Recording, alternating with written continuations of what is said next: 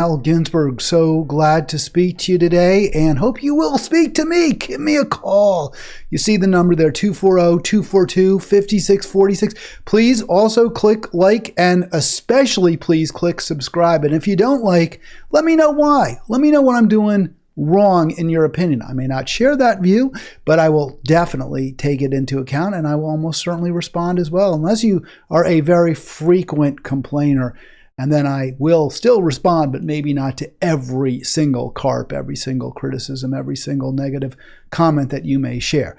Again, I'm at 240-242-5646. My focus continues on the circumstances in Gaza, the situation where Israel is killing at a very, very rapid rate civilians, children, women, men.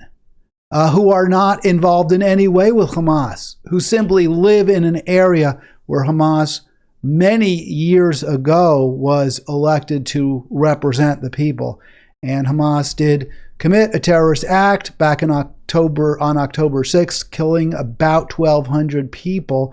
And of course, we decry that. It's a terrible thing. I'm not going to sit here and condemn Gaza for that. I'm even struggling to get it out to say I condemn Hamas. I mean, my response, and when people talk about this, I'm like, well, what are they supposed to do? Give me the proper response when you are confronted with an imperialist power that is consistently persecuting and oppressing your people, keeping them in poverty in an open-air concentration camp year after year, decade after decade.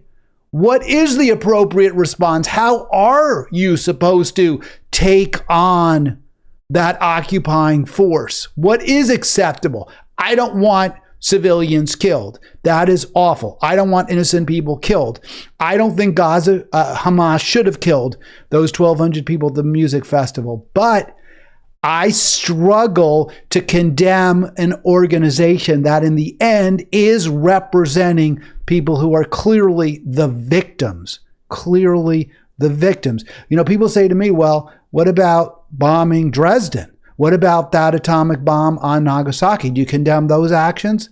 And I'm like, absolutely, because when we firebombed Dresden, World War II was all but over. We weren't the victims anymore. Jews who were still being murdered were victims. Gypsies were still being murdered, were victims. Frankly, German women in Berlin were at that time or were about to be victims of the Russian army, where virtually every woman, at least by reliable accounts, nearly every woman 8 to 80 in Berlin was either raped or threatened with being raped during the Russian occupation of Berlin. So I'm on the side of the victims. I'm on the side of the powerless in virtually every situation. And Hamas represents virtually powerless people. And you can see how powerless they are now with over 17,000 dead out of a population of about 2 million. 2 million, 17,000 now dead. And what, a couple of months, just over 2 months of constant, ceaseless pummeling. Well, there was a 3-day ceasefire, 5-day ultimately was, and then Israel couldn't wait. Bibi couldn't wait to get back to the killing. This is horrifying stuff, folks. We are living in an absolute through a moral imperative where we must do everything we possibly can to stop the horror, to stop the crimes against humanity, the atrocities, the genocide that Israel is perpetuating. And one of the most frustrating aspects of this for me is how hard it is to persuade people of this essential truth. This isn't a tough one. You know, I remember arguing back in Monterey with people about the climate catastrophe. And they were, oh, it's not so, I don't really observe, it's so cold here on the Central Coast. So what are you talking about, Hal? Oh, the people, and it was, the evidence was, I mean, it was there, period. I mean, it was gravity, right? I mean, the scientific conclusions that by burning fossil fuels, we are burning up our mother was absolutely clear 10, 12 years ago when I was on the radio in Monterey, 13, 14, and many of you refused then to believe it. And now after 10, 12 years, when we've only seen ever hotter temperatures, there's still some of you who refuse to believe it. At this, at some point you throw up your hands. You've seen the pictures of the parents holding the corpses of their children with the blood seeping through the blankets. You've seen the complete rubble that is Gaza City today. You know that Israel told Gazans, get out of northern Gaza, move to southern Gaza, and then they bombed the Gazans in southern Gaza. We know that Israel's targeted hospitals. Where's all the proof? I thought that hospital where the Hamas was underneath it, right? Khan Yunis, is that right? Maybe I have that wrong. Al-Shifa? I think it's Al-Shifa, if that's right. I'm going to look that up while I'm talking, which is not easy to do. By the way, please, I want to hear from you. 240-242-5646. I believe it was Al-Shifa. So remember all that talk? Oh, it was Al-Shifa Hospital. It was okay. We were allowed to bomb it because really the hospital where they said they were treating people who had been victims of Israel bombing and people who were injured and harmed and all that. Well, it was really just a front. It was just a beard for the Hamas tunnels underground. And Israel showed one picture of one hole, and that was it. And now we don't hear anything else. So what do we hear next? Oh, while Hamas was engaged in a terrorist attack, that was a get in, get out, grab the hostages, as many as we can grab, because we want to use the hostages for a swap. While they're doing all that, they just had time to start raping corpses, according to Israel. We don't have any pictures, we don't have any photos, we don't have any forensic evidence. But we have some eyewitness statements, so you can believe them. And that's it. No cell phones. Those eyewitnesses, they didn't take pictures, they didn't take video. And isn't it amazing, right? I mean, we live in the 21st century, right? Is that right? This third millennium. And there's no pictures of any sexual atrocities on Israeli victims on October 6th or 7th, October 6th, 7th. Yet we have all those photos of the death camps during World War II. Corpses, human skeletons that are still alive. That we have very good documentation of that. And last I checked, during World War II, people didn't walk around with little tiny handheld cameras in their pockets. October 7th was the date of the terrorist attack by Hamas. They didn't walk around in 1945 with little cameras that nobody could even, know you had, that everybody has, and that every time anything happens, there's 25 people taking videos of it. But for whatever reason, not one of any of these sexual crimes that Hamas allegedly committed. And you could say, and you might say, and some would say, well, but that's because their victims are all dead. Okay, that's a good argument, except that Israel trotted out a bunch of eyewitnesses who then claimed that they saw it, but didn't have any footage. So Israel's claims are consistently dubious at best. Dubious at best. And what we're seeing on this side of the pond are claims that I also will call very dubious. That is of anti-Semitism in the academy. That Jews are in fear. We're in fear. And I say we because, I'm Jewish, right? So, people said, well, you've had to deal with anti-Semitism, haven't you? And I'm like, no. I remember, and this stuff sticks with you. I get it. I mean, I understand why people are so upset. I do remember, when I was maybe 20 years old and I was skiing and I went up the chairlift with this guy and he made a very Jew-hating type remark. It was an ugly thing for him to say. And I was just completely amazed. I was saying, it was so rare that this had ever happened. Maybe this was like the second time in my life. And I still remember, I'm pissed off about it. I still am angry about it. But I'm not going to claim I'm some kind of a victim. You know, we get over this stuff. Now, if he had started hitting me or assaulted me or my family, that's different, and it's worse. It's much, much worse. Words can hurt, but it's sticks and stones that break bones.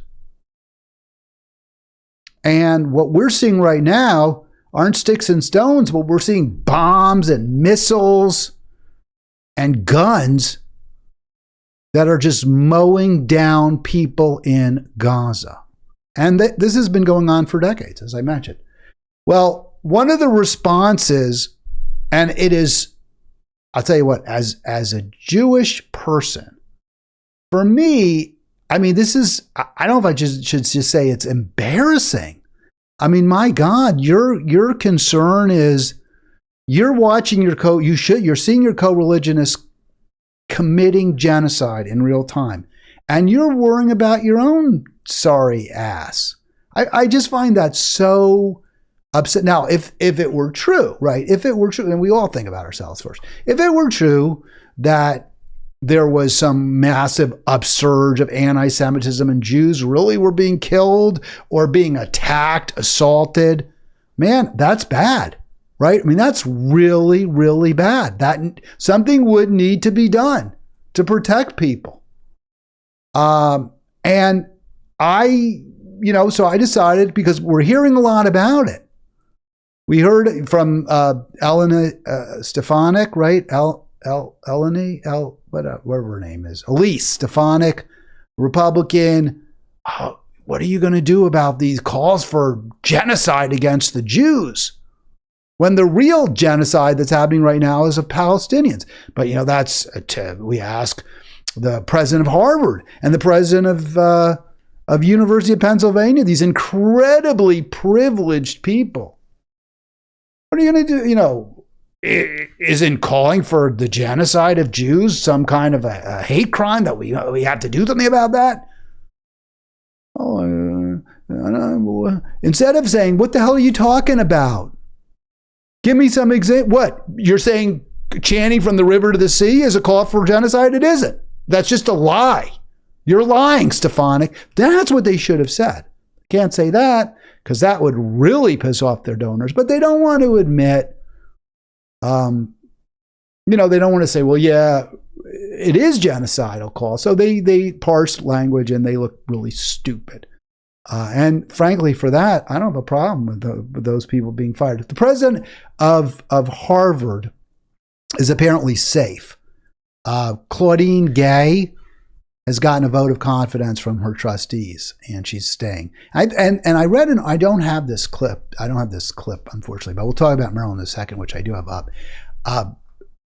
What I understood is that from the beginning, Claudine Gay really did kind of ingratiate herself with the very influential, very powerful, not victimized Jewish alumni and Jewish students at that university, at Harvard University. She ingratiated herself with them. She was very intentional in showing support for the put upon Jewish students. She was very, front and center, decrying alleged incidents of anti-Semitism at Harvard. And that apparently stood her in good stead, even though, as far as we can tell, there really haven't been any. I mean, there just haven't. And a good example of the anti-Semitism that they're all talking about. I found one very cogent example of what is anti-Semitism. But yet, to say, well, I don't feel safe, even in the midst of that very menacing incident, is to me a little strange, because it was so clearly a one-off, right? The one case of real virulent anti-Semitism that I found an example of in the past few months on college campuses. It was scary. It could have definitely led to a lot of deaths. Didn't. Could have. but it's not the kind of thing that you would see replicated. It wasn't like, oh, like an angry mob of Palestinians and other angry people got together and decided to kill Jews. And we could see this happen in other campuses too. It wasn't like that at all. It was a one clearly sociopathic or psychopathic individual who doesn't represent anybody, who isn't part of a larger movement in any way. That's the one example of real life anti-Semitism I could find on college campus. So basically what you're reading in the New York Times, read very, very carefully, very, very closely. People complain about anti-Semitism. They really don't have any examples. They really can't point to any specific incidents. Virtually none. Here's one where Jonathan Allen here, graduate of the University of Maryland, where my son recently graduated, he points to an example. He gives a couple. Students chanting, there's only one solution, Intifada revolution, okay? And Holocaust 2.0 written on campus. So this is what he decries as two examples of terrifying anti-Semitism where people are scared. They're really, really scared. So I want to get this video up because this is Jonathan Allen. Intifada revolution. Sorry, I don't see that as anti-Semitism, but let me get the video clip up because I think it's, you know, they say what a video is worth 1 billion words or something of that sort. So let's see if we can get this, and I'm going to do my best. You may know, and you may not, I've been doing a lot of kind of playing around with my system, trying to get it just right, and it hasn't always worked the way I want it to. And even my efforts to really get this thing going have been not invariably always meeting with perfect success. But I think I've got this here. And I know people are like, well, you should get a producer and you should get someone to help. I remember calls for me to get a producer 15 years ago when I was in Monterey. Why don't you get a college kid to come help you out? And I'm like, they don't know what the college kid ain't going to know what to do. All right, here we go. This is from the University of Maryland, posted on Twitter. So, and you can see, right, Holocaust 2.0, this was the hate crime. Part of the hate crime was that Holocaust 2.0 was drawn on the side of a building at, by the way, very pretty campus. If you haven't been there, I was really impressed with how nice the University of Maryland College Park campus is. It's sort of a standard, traditional, old state university. Very nice. Not like the University of Virginia or North Carolina, which are really just beautiful. But Maryland's very nice. Here we go. There is only one solution. There is only one solution. There is only one solution. All right, I want to just stop that. I don't know if you can see it right here, but if you look in the top left, I cannot believe this. I've never felt more unsafe on my college campus. And I'm like, really? Really? You're such a snowflake? I mean, is that, what the hell? You don't feel safe? What kind of a snowflake are you? They're not saying, let's all kill the Jews. They're not saying anything even remotely that could be possibly construed as saying, let's kill the Jews. What those students are saying is there's only one solution to the persecution, the oppression, the genocide of Palestine by Israel. And that is Intifada revolution. Well, yeah, we have to resist. We have to resist the IDF bombing us, occupying the Gaza. We have to resist.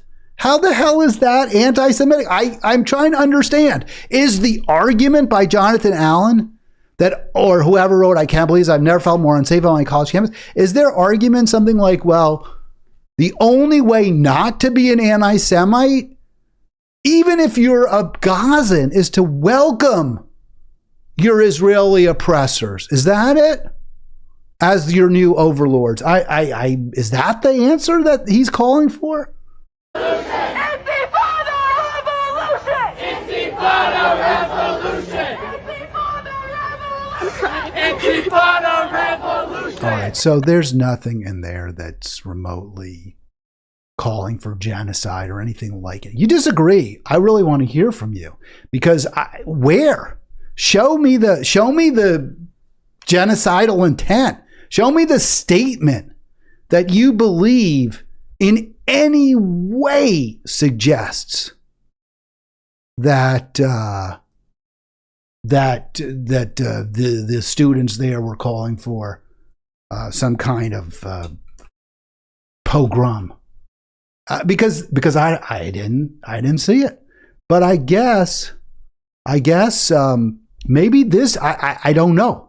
This may be the reaction that at least Jonathan Allen, the guy who's whining and crying and the victim of anti-Semitism, maybe this is what he wants, to hear or see. I assume from the Gazans, because this clearly would be, would not be anti-Semitic if this was how the Gazans responded to the Israeli occupation of their land, of their city. About to get our first pictures from inside the spacecraft with average, not Homer Simpson. Ooh. And we'd like to... Ladies and gentlemen, we've just lost the picture, but what we've seen speaks for itself. The Corvair spacecraft has apparently been taken over, conquered, if you will, by a master race of giant space ants. It's difficult to tell from this vantage point whether they will consume the captive Earthmen or merely enslave them.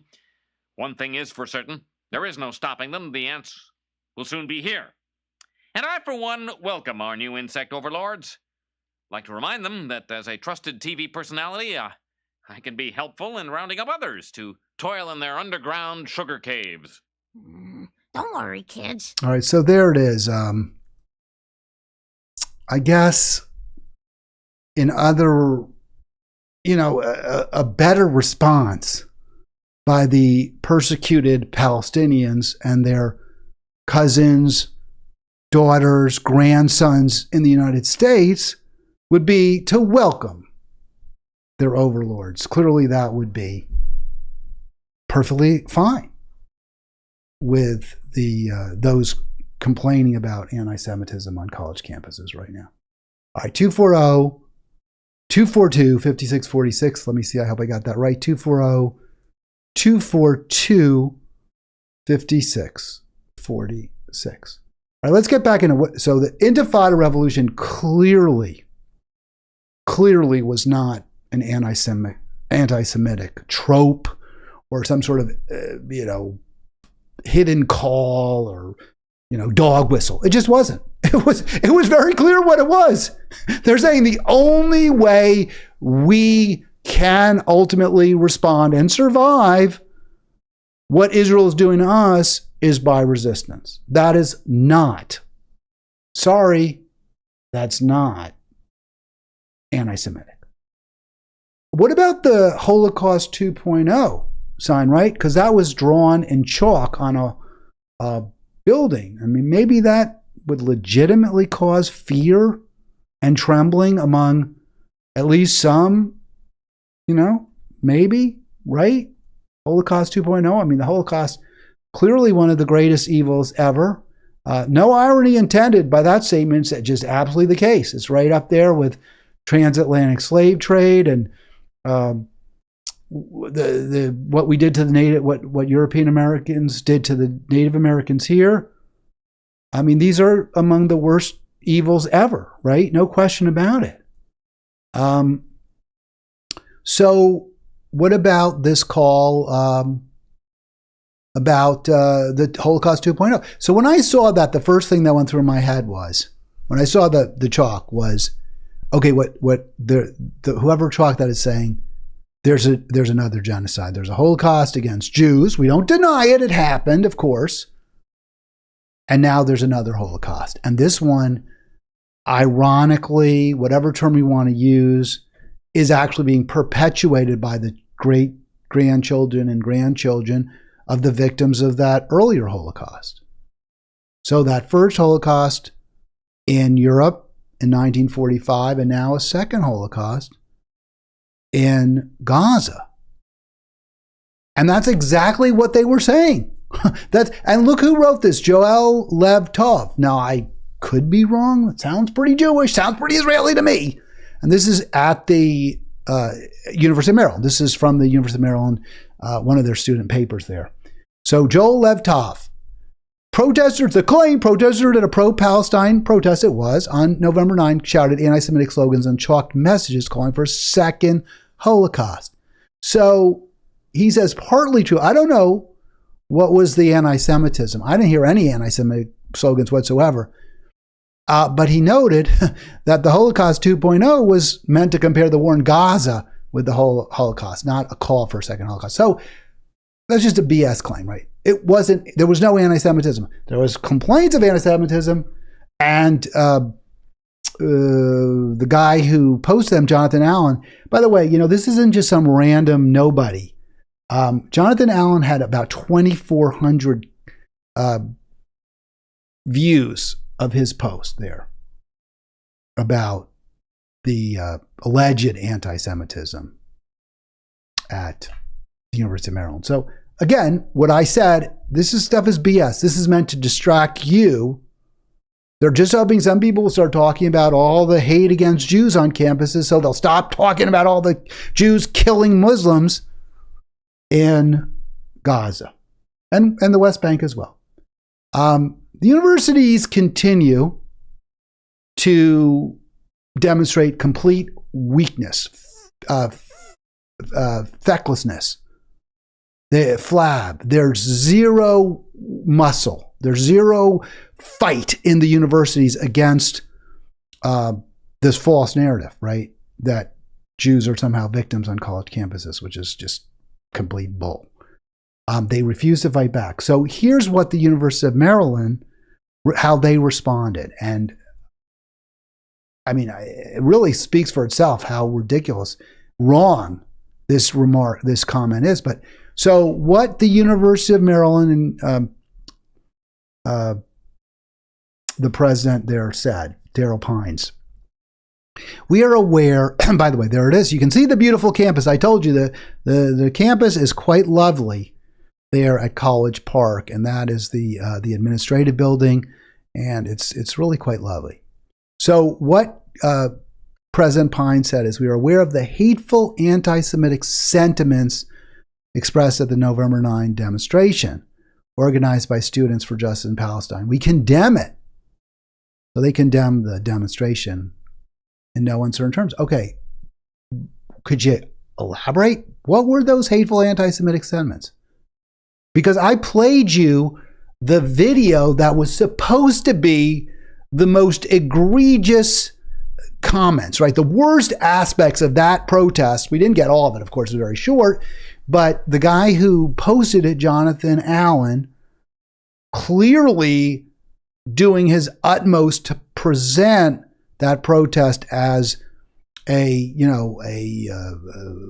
preliminary pogrom, as planning stages to start rounding up Jews and killing them, right? That was the point of his post. I've never felt so unsafe, said a student, allegedly, because of the chant, there's only one solution, intifada revolution, which again is not in any way, you can't even contort yourself into calling that anti-Semitic. And yet and the Holocaust 2.0, not anti-Semitic.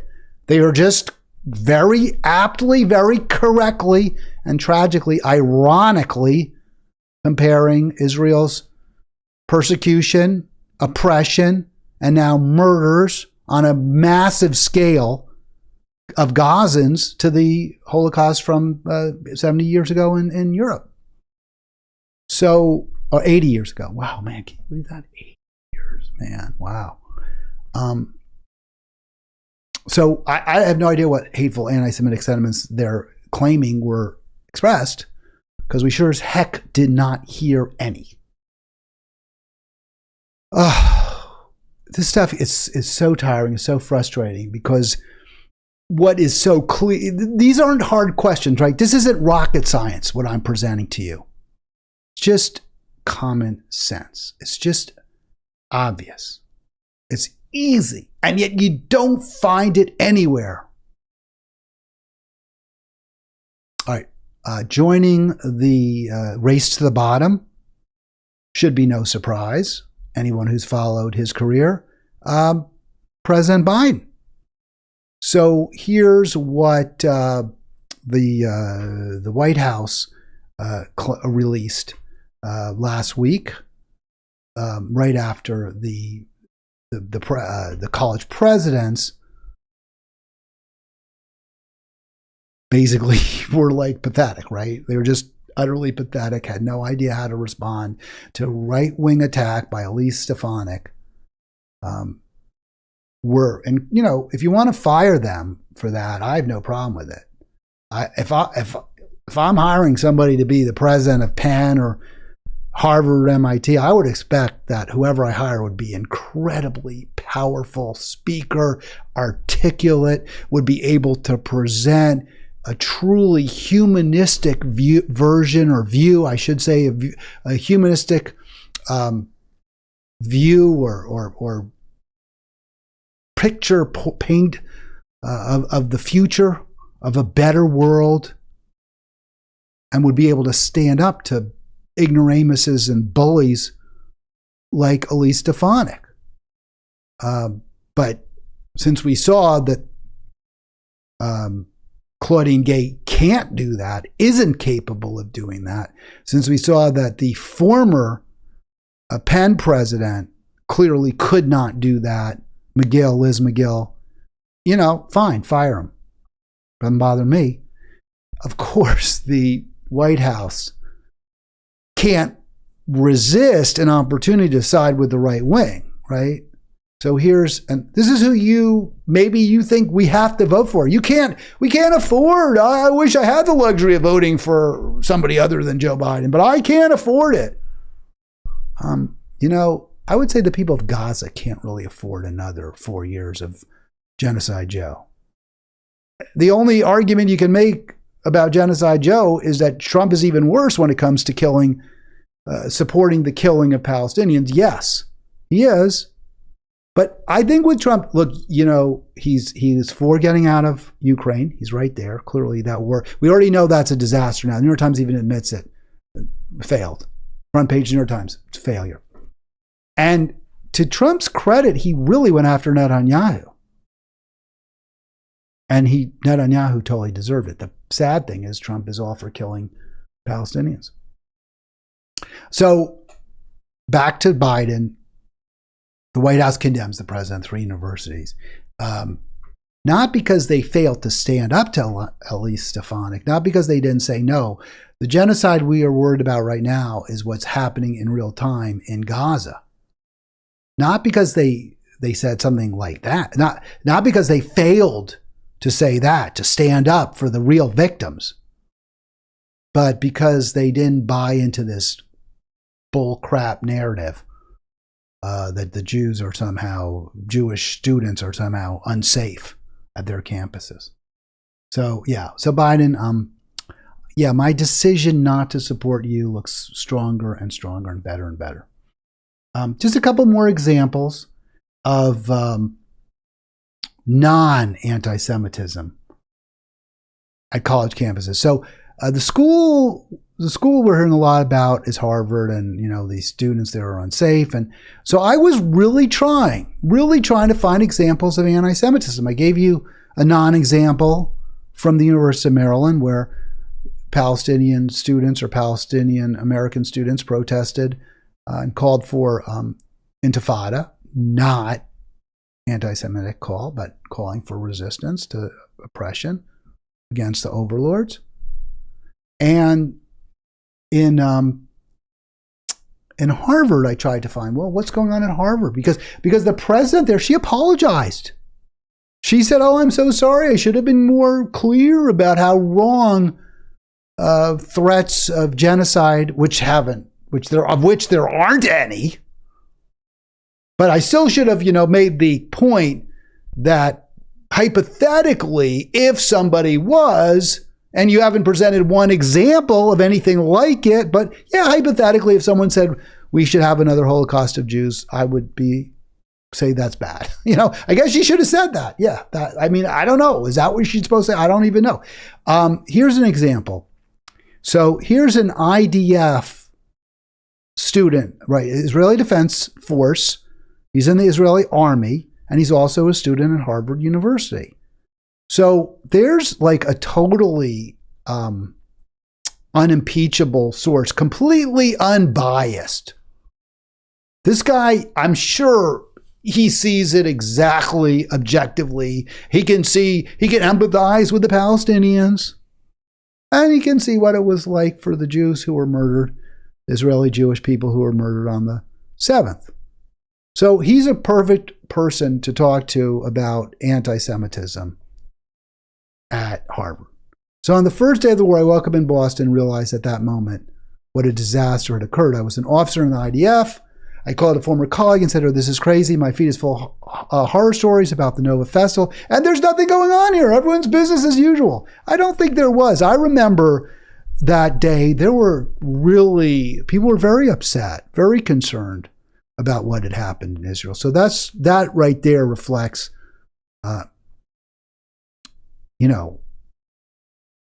just poor documentation, poor memory, something, because there was a lot of concerns about what happened on the 7th. And then he says, among university students, you encounter manifestations of support for the attacks of October 7. There's no, there's no, specific, but I guess he's saying is that some students were pleased, or at least said, this is good, this is resistance, it's good we're resisting. And I know that we saw that. I don't call that anti-Semitism. I call that people happy that the force that's been oppressing them, the country that's been colonizing them for 70 plus years, is finally getting a taste of their medicine. Now, I'm not saying that's good. I'm not saying that's something that I'm happy about, but it's not anti-Semitism. It wasn't, you weren't a German-phobe if you were pleased at the killing in Dresden. I mean, it was wrong. I'm not supporting it, but, people, when they've been oppressed, when they've been attacked, when their relatives have been killed or kept in prison unfairly, unjustly, yeah, they're happy about any retaliation, any retaliatory strikes. So that's the example that's provided of the anti-Semitism.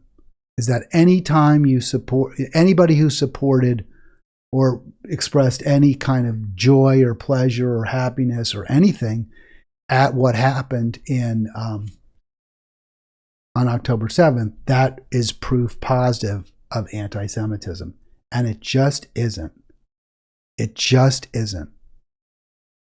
The people who were killed on October 7th were Israelis. And Israel is oppressing Palestine. And now Israel is committing genocide against the Palestinian people. I don't want to see innocent people murdered, killed in a terrorist attack or any other way. But it's not proof of anti-Semitism. There were people in Arab countries who were celebrated when the Twin Towers got hit. Do I think they all hate Americans? No, I don't. But even if they did, that's not the same as anti-Semitism. Hating all Israelis is not anti-Semitism. Israel is a country. Israel is a country that is persecuting and oppressing Palestinians. And the people who have power in Israel are the Israelis. And it is, you can hate Israel, you can hate Israelis and not be an anti-Semite. Now, Israel wants you to believe that you can't, that it's one or the other, but that's something we have to fight against. We have to separate support for the Jewish state, which I completely oppose, with anti-Semitism. They're not this, with support for the Jewish state is not support for Jews. Opposition to the Jewish state is not opposition to Jews. And those who tell you differently have an agenda That's very, very, very misguided, very wrong-headed. Why would there be so much anger and animus towards Jewish people, though, in general? Especially when Jews insist on equating being Jewish with supporting Israel. When Jews equate, so many, not me, so many equate criticism of Israel with anti-Semitism. Why would that cause, if it does, if there has been an uptick in anti-Semitism, who could possibly be surprised? Since October 7, we have 18,000 or so Palestinians dead. I say the number there says 70,487, but there have been hundreds killed in the past few days, and this is December 9. Probably around 18,000, 15 times more than the Hamas terrorist attack killed. And I hate to compare numbers, right? I mean, who wants to do that? That's not right. But you can't. I mean, there's no one could say this is okay if they were being the remotely honest, or if they weren't an Islamophobe, Palestinian hater. And if you don't believe the Palestinians are human beings, I guess it's okay to kill them. And I guess that's probably what's behind what Israel's doing right now. The deaths, as awful as they are, and they're awful, and it's not like there's anything worse, but they're going to continue. There's going to be more, and it's going to get worse. Even if Israel stopped its bombs and its ground forces, its occupation, the deaths are going to keep rising, the death tolls. The humanitarian disaster, and again, this is from the 9th, so it's a few days old now, is worsening by the hour, with most of the 2.3 million people homeless and trapped in a tiny, and I always talk about the embattled coastal enclave. It's a concentration camp. Little food, little water, little medical care, little fuel, little shelter.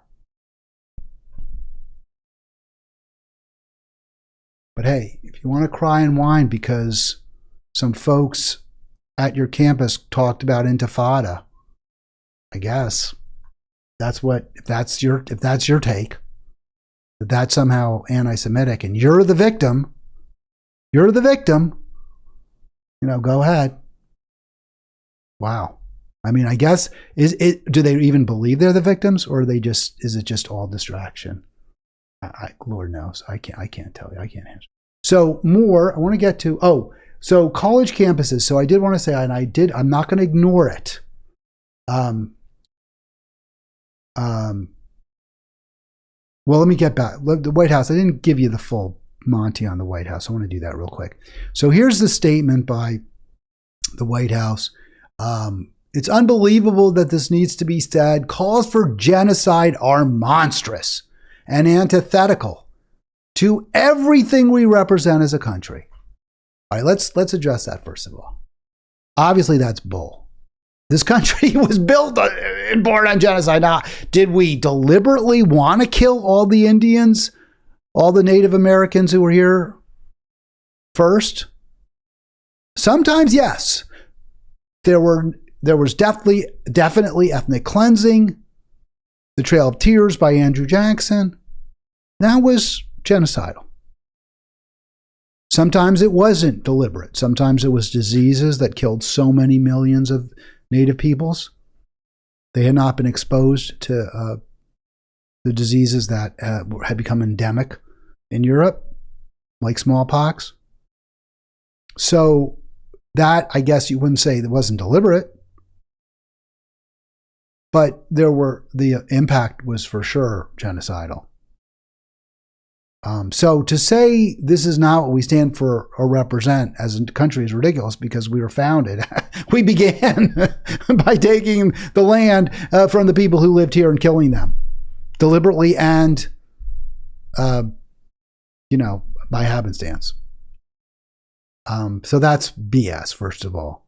Any statements that advocate for the systematic murder of Jews are dangerous and revolting. Well, I agree. We should not ever call for the systematic murder of Jews. That's terrible. But nobody did. That we're talking about right now. Nobody has. None of the people that, the presidents of the university were not confronted with any statements by anybody calling for genocide. The people at the University of Maryland who feel unsafe weren't actually in any way targeted or called out. So, yeah, I mean, hypothetically it's bad, but it didn't happen. So it's absurd. I mean, this is just pandering by the White House. And just another example of why Joe Biden should not be president.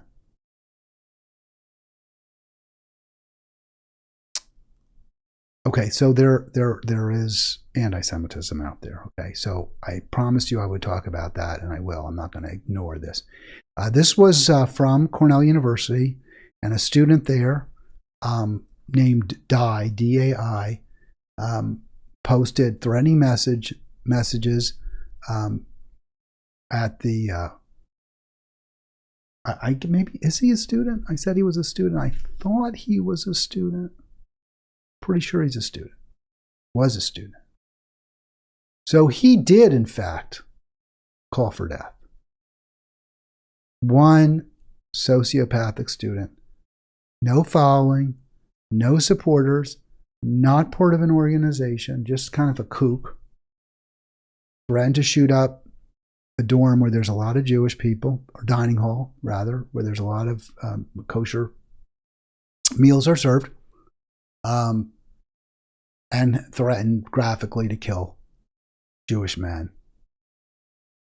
rape Jewish women, and behead Jewish babies. So this guy, crazed, perhaps murderous, it's scary. There's a lot of hate in the world. And this guy, clearly, assuming he's a student at Cornell, I believe he was, that's scary stuff. But it's one guy, one nut. It's not a trend. It's not bullying even. It's just one scary nut. That's the anti-Semitism we're seeing. An individual at one school. All right. I just did that one. That's all the 18,000 or so is Palestinians dead. We can't. I am not. I believe very firmly that I'm not anti-Semitic. I have always been proud of my Jewish heritage. I believe that Jewish people throughout history have made remarkably valuable contributions and to improve the quality of life for all humanity in many ways. And I'm extremely proud of that history. Now I'm very embarrassed. Now I'm ashamed by what so many Jewish people are doing. And how deeply tribal, how innately tribal. And I've always said people are tribal. I've always said that. There are big advantages to being tribal. You believe your tribe is better than the tribe across the river.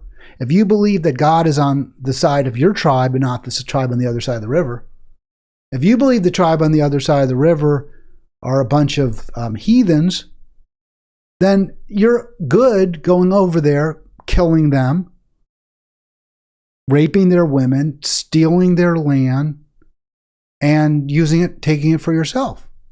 And that leads to major evolutionary advantages. You have more kids, your genetic pool is spread. And it doesn't have to compete with the tribe across the river. So we all are innately, because of the evolutionary advantages it provides, tribal. But I want to believe that at least intellectually we've gotten past that. Seems like a lot of us haven't.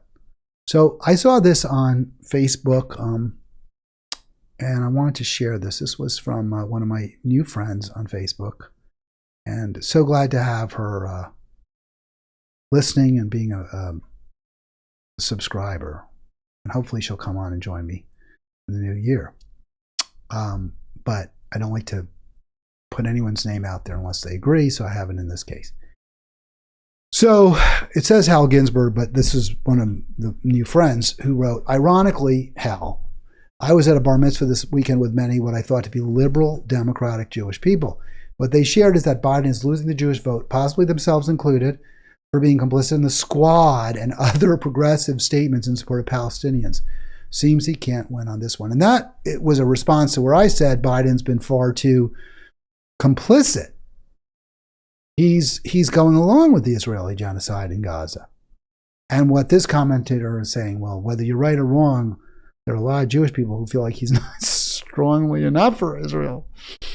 And it's true. It's true. For some of you, even mentioning the disproportionate number of Palestinians murdered is reason to vote for Trump. Biden brings it up. And I wrote in response, it is unfortunate anything but full-throated support for the Israeli killing machine isn't good enough for many Jews. They shame me. Yes, they do. I'm ashamed of my co-religionists. And I go on to say, since whatever Biden does won't satisfy everybody, which is always the case, he should do what's right, and that is support Gaza against Israel. Could cost him the election, but it would be doing the just thing. So, yeah, I mean, it's kind of obvious. There's really, this isn't complicated stuff. This is really, really, really simple in the end. All right, 240-242-5646. I was going to talk a little bit about Liz Cheney. She's in the news a lot. She came out with a new memoir in which she basically, again, just like the Jewish people, the Jewish students on campus who are never felt so unsafe as when a few Palestinians got together and said we have to resist Israel, Israeli oppression, Israeli persecution, Israeli killing. Just as those folks never felt so threatened in their lives, so Liz Cheney is the victim of, I guess, everything that happened since January 6th. Is that right? January 6th? October 7th? January 6th? Yeah. So it's more BS by a torturer, not even an apologist. She didn't even apologize for the U.S. torture at Abu Ghraib. She actively supported it. She was in favor of it. So I'm not going to play more. I'm going to end this call in a moment, or this live stream, but I will say that Liz Cheney's hatred for Trump kind of makes me think maybe Trump isn't all bad. I mean, if Liz Cheney's against you, she's pretty close to an American Nazi in a lot of ways. Liz Cheney's against you. Doesn't, because there's the saying, right? The enemy of my enemy is my friend. And the New York Times said, or The Nation, I think, said that's not always the case. This was John Nichols, who's pretty much an apologist as well for, the squad and people like that. But he said, the enemy of my enemy is not necessarily my friend, saying that even if Liz Cheney is indeed Trump's enemy, and Trump is my enemy, as Nichols is saying, Trump is awful, Trump is the worst, but just because Liz Cheney doesn't like Trump either doesn't mean she's my friend. And I kind of would go to this point. Who's my worst enemy? Who are the worst people in the world?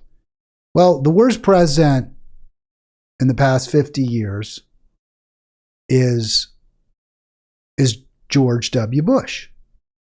And perhaps the worst president, the worst vice president of all time, maybe is Dick Cheney. And his daughter, I don't blame her for what he did, except to the extent that she defends what he did and supports what he did and perpetuates the same policies that he perpetuated that were so harmful to us and to others. And she does all that. So if basically the identical, whatever, the daughter who didn't fall far off from the paternal tree, Liz Cheney, is Trump's enemy, then maybe Trump's kind of my friend a little bit. I'll leave you with that, and I'll be back tomorrow. Thank you so much for watching, for listening, and please click like and click subscribe if you haven't already done so.